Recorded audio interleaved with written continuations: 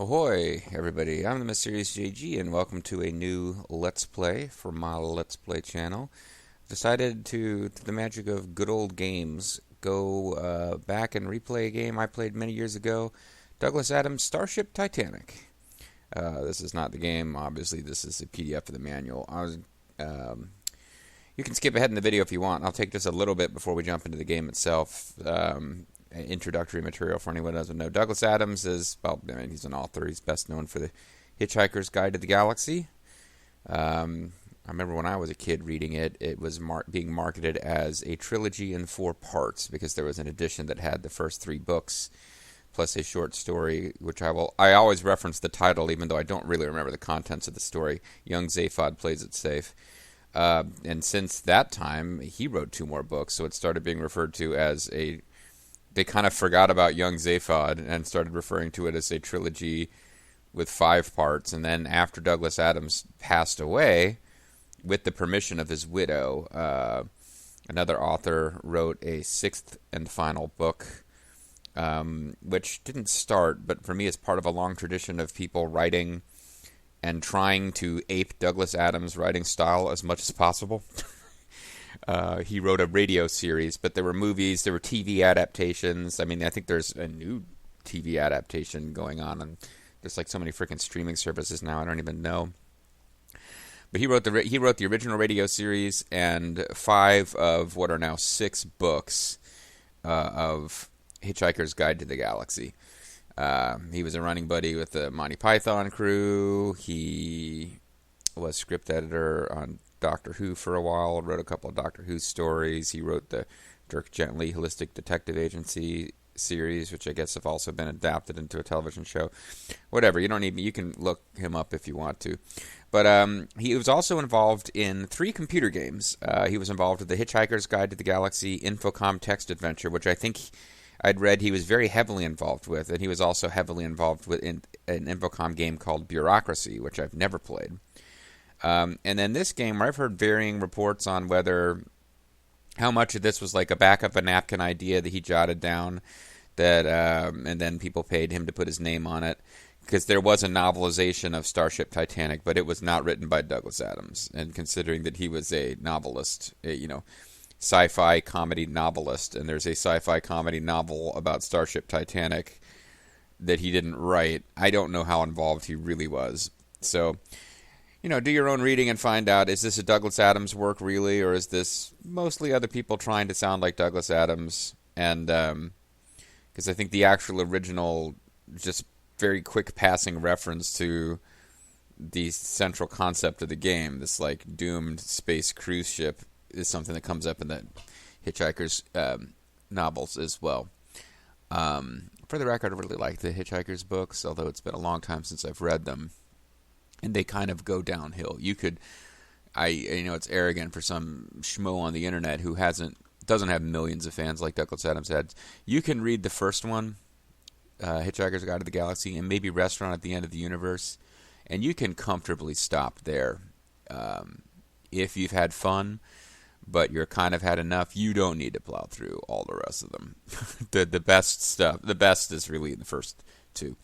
But all that being said, I wanted to quickly show the manual before jumping into the game, just because I'm not going to read it because there's too much here, but you remember for Starflight and Starflight 2, I actually read through the big chunks of the manual. This game does reflect like the tail end of that period where the manuals and the stuff that came with the game would be really involved. So this is taking the form of an actual...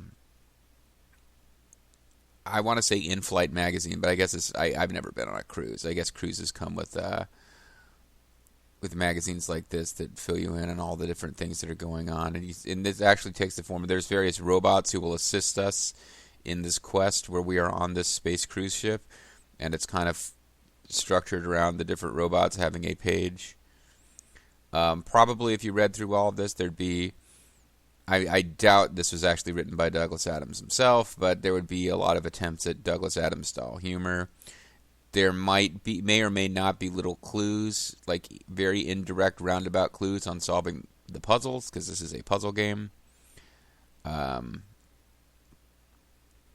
And And I know I'm not showing this in a tight enough zoom for you to actually pause and read. That's not the intention. I just wanted to give you an idea of what the manual is about before we jump into playing Starship Titanic. I have not played this game for years. I played it for like a half an hour or so last night just to make sure that it was going to be able to play. And I have definitely beaten this game years ago, but I don't remember if there was a hint book or if this was early enough that you could find hints online. But this game does feature, like, moon logic, goofy puzzles, like how the hell are you supposed to figure that out, which was very common in the adventure games genre. I'd love for the adventure games genre to come back. I guess it kind of does live on a little bit in like free and low price Steam games. It's not like a thing that AAA studios are doing, but I'm off on a tangent now. Instead of being on a tangent, let's be on a spaceship. Let's go visit the Starship Titanic. And honestly, I'm just hoping I can figure out the GUI, because it was a little bit obtuse last night, and when I started up today, I couldn't find a way to get out of this screen here and go jump straight into the menu. But then I Googled it and realized, I'd never actually made any saves last night, and apparently the load game and other options don't pop up until you get far enough in the game to actually get introduced to the sort of, it's almost like a Pip-Boy type tool that is your game interaction menu. Once you get far enough to actually be introduced to it by the story, and then you save, then the game will actually give you an option where you don't load straight to this screen. But it didn't get there. So anyway, imagine you pop in the disc and you play it, and you just get dumped straight here. There's no title screen. There's no in the manual, as you saw, doesn't really have a page where it just shows you hotkeys and explains what anything does. The manual entirely takes the form of the in-game flight magazine. So it could be a little confusing, but you see, there's not that many things you can do. You can turn left, you can turn right. Hover your mouse around a bit.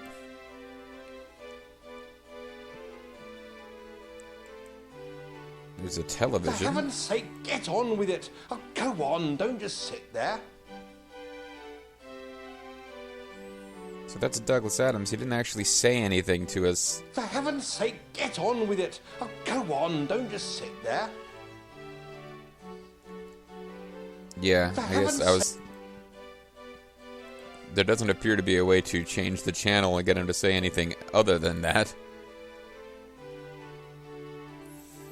So we can keep spinning around in this very nice home. I mean, boy, this is a nicer... Of course, we don't know if this is... We don't know what is through that door. If this is your entire house, you don't have a bed. But still, this place looks like it's... even if this is the only room...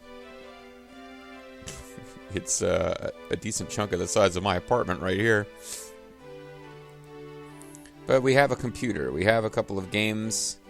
I don't recognize them, but that looks like they may be games put out by the same company or something at that time. We have a hand icon. Okay, they're easing you into how the world will work here. We've floated Cinematic Titanic.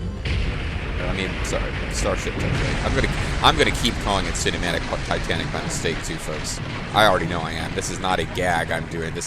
I keep calling it that. I was trying to Google hints on this game. I typed Cinematic Titanic the first time. Well, hello.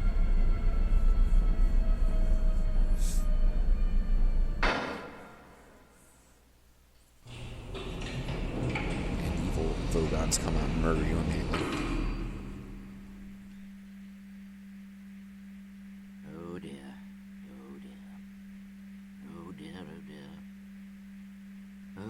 Oh, this may be the most British game on my entire channel, by the way.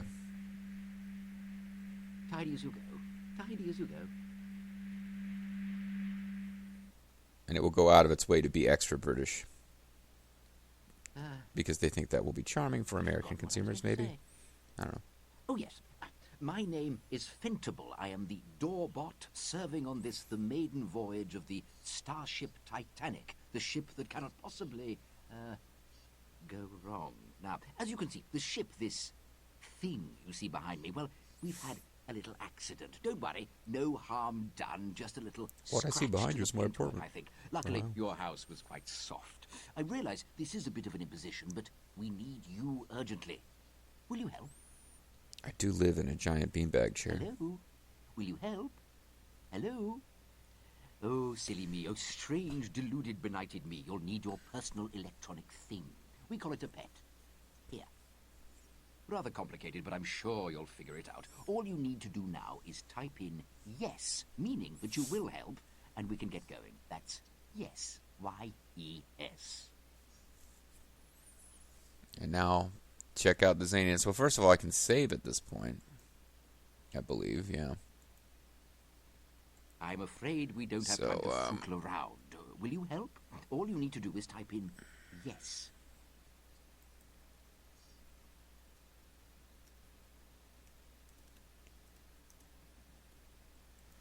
So I can save, and then I can get back to...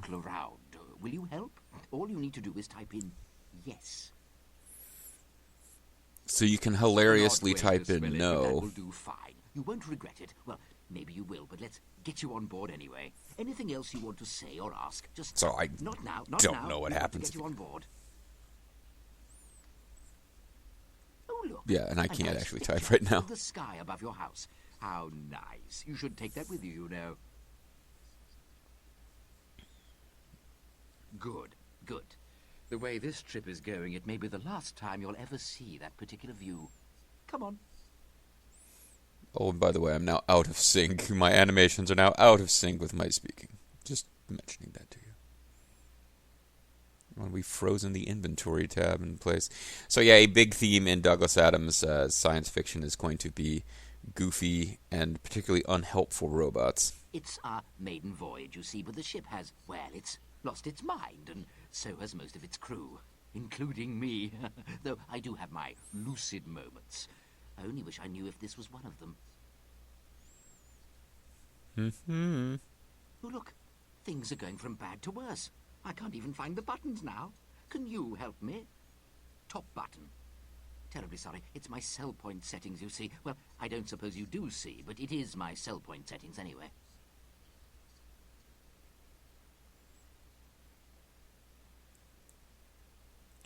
So you can press different buttons that are the wrong button. Already there.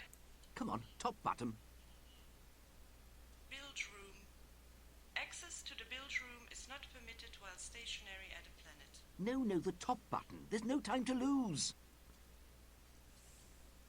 So we're not really getting particularly funny responses. Going up. Human being, isn't it? Yes, well, of course, one's... Love an elevator going up as you...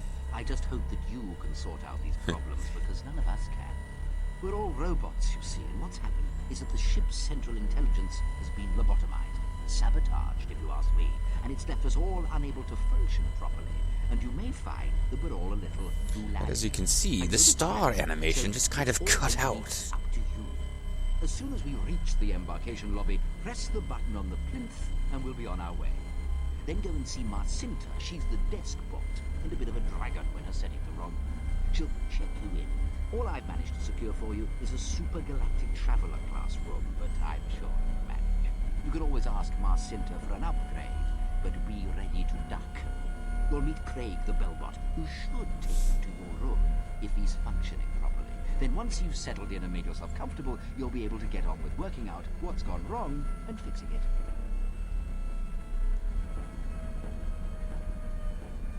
Cool beans. Can I type that? Lobby. No. Ah, here we are. I think we're about to take off again, but I'm sure that nobody's in control. I'd better go down again to secure things, but I'll be back a bit later to help you if I can. I hope you understood most of that for all our sakes. Good luck now. Good luck. Don't forget He's got to press the the button. talking cat and Terrobang mouth animations.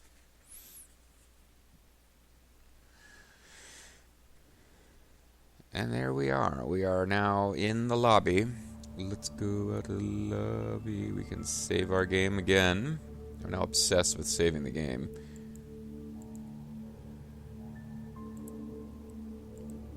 I do not know where to go adjust any of our other settings.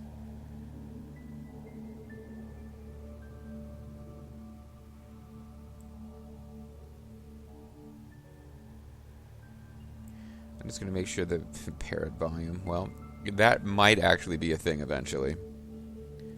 But let's put the speech volume up so that we never have trouble hearing. Now, there are subtitles, which is nice. And there are subtitles only in our PDA here. But it is nice to have these subtitles because, of course, I won't shut the fuck up. Sadly, it's not possible to summon the Bellbot. Sadly, it's not possible to summon the Doorbot from this location. We have a photograph in our inventory and basically the ability to cycle around and look for things to interact with. Welcome to Starship Titanic. Please press the button for opening credits. I think we should do that.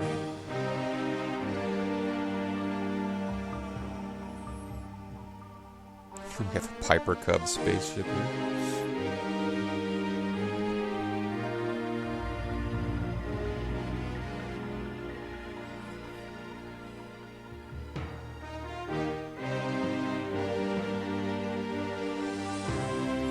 Appropriately epic music.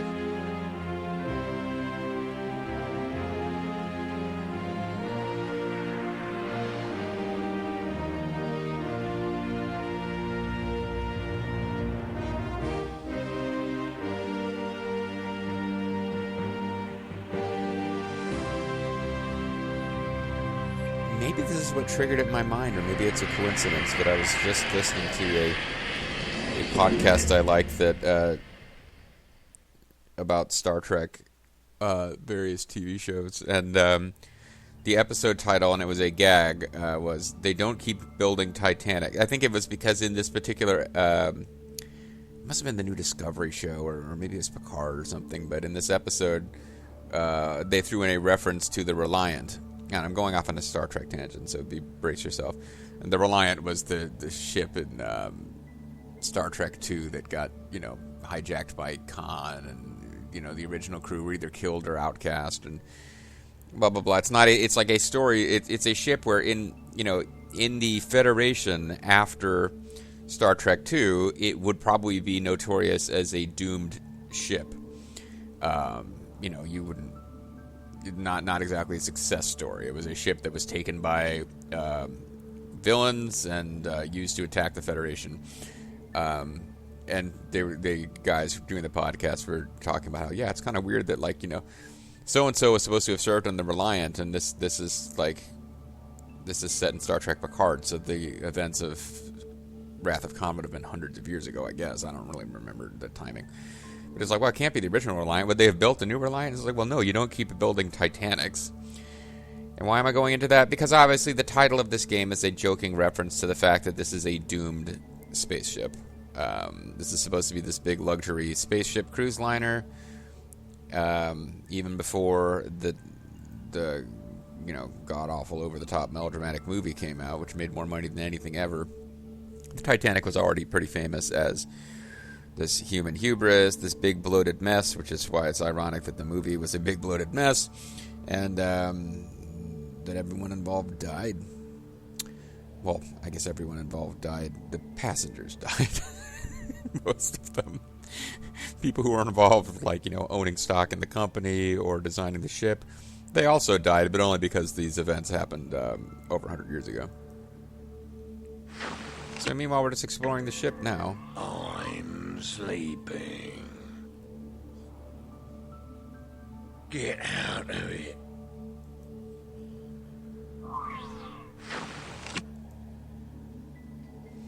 Seldom have I come across a game, by the way, and I remember this even from playing it years ago, that does less to explain to you what the hell you're supposed to be doing and what's going on.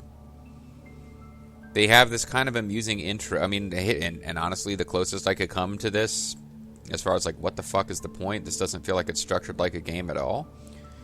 The closest comparison in my mind might be the Hitchhiker's Guide to the Galaxy game from Infocom. Like Douglas, he just throws you into a game and doesn't give you any idea of what you're supposed to be doing, which is fine. The real world doesn't work like a game. You don't, generally have specific concrete, defined short-term mission objectives in your day-to-day life. I guess maybe you do in a way, but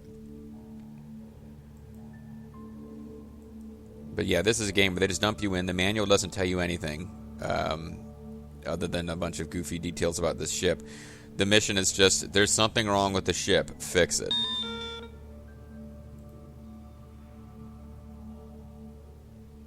Welcome, guest number one, to the most glamorous galactic cruise ship experience in the whole of the space-time continuum, the Starship Titanic, the ship that cannot possibly go wrong.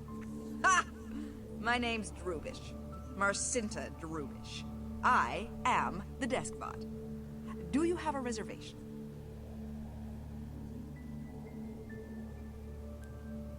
I very much doubt it. Name? And this is kind of a joking way of showing you that some of the text you like. This is a game that can be. It doesn't really rely on the text parser too much, if I recall correctly. But you don't really have to use the text parser much to solve the game. It's a way to get extra info on puzzles and stuff. But this whole thing coming up about how your answers aren't really going to affect anything. But I see that Fentable thinks we should take you on board anyway. Soft-hearted fool. I don't see that you're going to be of any help. That's cute. I forgot about that. As far as I'm concerned, you're just a freeloader. Your name, they just tell you it's wrong. Better get you checked in. What sort of breakfast would you like in the morning? Continental or the full porky? Oh, dude, you got offered the full English breakfast, or full porky, as they jokingly call it here. Newspaper? You go for that. The Baronton bugle? The trumpet? Saxophone? Kazoo? Okay. Kazoo? How do you like your room? With a view? Okay. Corner or balcony? Sure. Take a balcony. Good choice. Bed. Imperial? Royal? Presidential? Despotic? So we'll go Benevolent despotic. or dictatorial? Let's be a benevolent dictator as far as our bed Good choice. is concerned. Fish? Good. No. Well, you certainly won't like the room you've got then. You've been assigned to Supergalactic Traveler Class, Elevator 1, floor 35, room 7. and don't come whining to me for upgrades, because you won't get one. Craig! Bellbot, to the embarkation lobby. Hi, I'm Craig. So all that stuff I'm does your nothing. bellbot today. Hey, I see you're not carrying any luggage. That's great. I can take a little time off right away. And I see you're Supergalactic Traveler Class, so I guess you can find your own way to your room. The door's over there. The elevator's round someplace. Relax, stay cool, enjoy.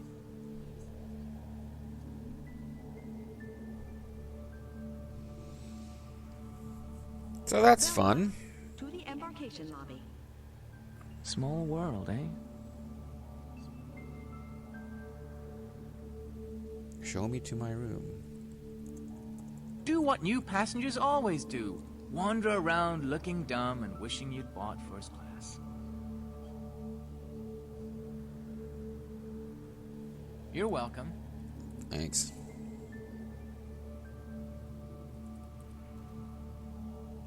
All right, so he's not going to show us to our room. Embarkation lobby. What a delight to see you once again.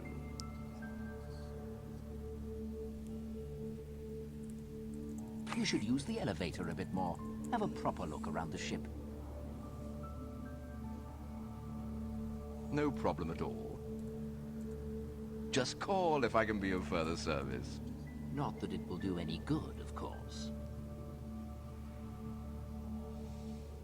And the first puzzle, although actually, okay, so I got to tell you, the fact I'm going to use to get through this, because I'm not even thinking I'm going to be able to figure all these puzzles out. Some of them are just too goofy. I'm going to give it my best honest try, but I don't want this to be a 50 video series of me going around in circles. So I'm not even going to pretend that we're not going to go to a fact for this one. That being said, the first fact I found, it wasn't on Game Facts or anything. It's just like I looked for a walkthrough and it was kind of obscure. Like I couldn't make a lot of sense out of it. So I actually did go to Game Facts, and the fact that I found is by CJC, the founder of GameFAQs. But it's kind of funny because I didn't realize that at first. I was reading through and I was like, internally having little bitchy like, boy, there's a lot of like opinionated comments in this, and boy, there's a whole lot of stuff you're just kind of skipping over and not giving us the detail on how to do it right. And boy, this doesn't seem like the most professional FAQ ever. And then I was like, oh, this is like the guy who he didn't invent facts, but he kind of did in a sense because he invented the idea that you would actually collect them up somewhere. So I was bitching about a fact by the actual founder of GameFAQs. Anyway, okay, so I think to actually get out of here, Bing bong. this is the main door. The ship is hurtling out of control through hyperspace. Any passengers with insurance queries, please refer to your ticket vendor.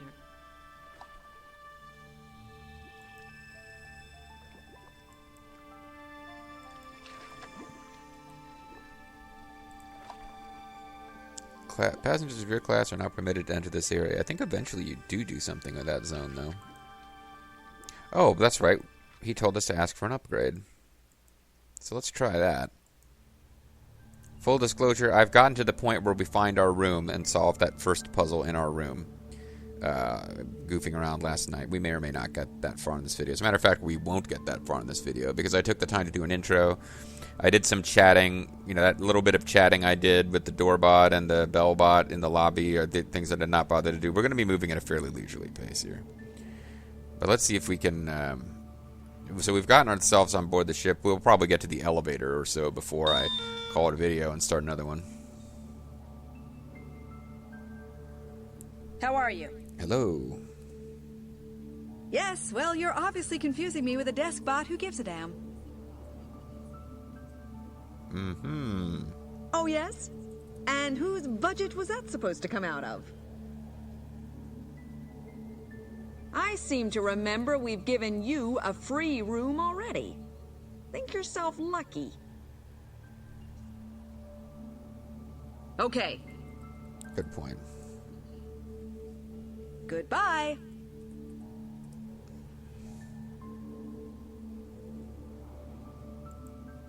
And she shuts down on her own. Alright, so we're not getting anything, we're not getting a free upgrade out of that desk bot. Although he told us to be prepared to duck if she threw something. And we didn't get anything thrown at us. So that's already a good start. So we're supposed to wander around in the lobby. I think I would like to see if we can find our room before I start wandering around here. Most of there's not a whole lot to do in our room once we do find it. We're going to need to be poking around in all these public areas down here to really progress the story. But we do need to find our room as part of this story. So let's, I guess I'm supposed to be writing this stuff down. What is our actual room? I hope it goes back that far, otherwise I could be in trouble. Wander around looking dumb. Elevator 1, floor 35, room 7. So as it happens, we found elevator 1 on the first try. I guess we're lucky. Floor 35, room 7. Good day to you, Sir Madam Orthing, and a great deal better than some of the days we've been having recently. Indeed, my old trouble has quite cleared up, so that it will be a pleasure to attend to your vertical transportation requirements. All in a day's work. Okay, so we can go to floor 35. Roger. I'm not sure what happens if you go to the wrong floor. I think it tends to tell you that... Well, actually, I think I do kind of know what will happen if we go to the wrong floor, which I think it'll let you go to most of these floors, but they're just generically the floor, and when you get there, there'll be these rooms that you won't be able to use. Nothing to it.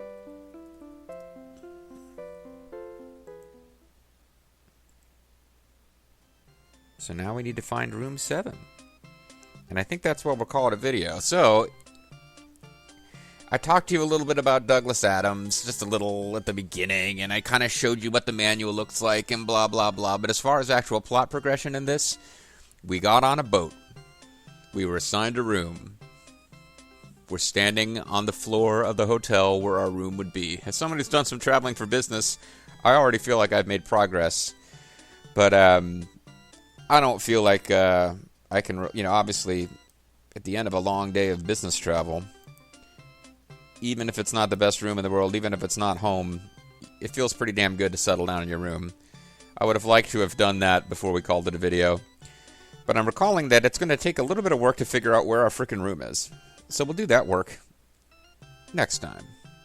Catch you then, space travelers. See you, space cowboys.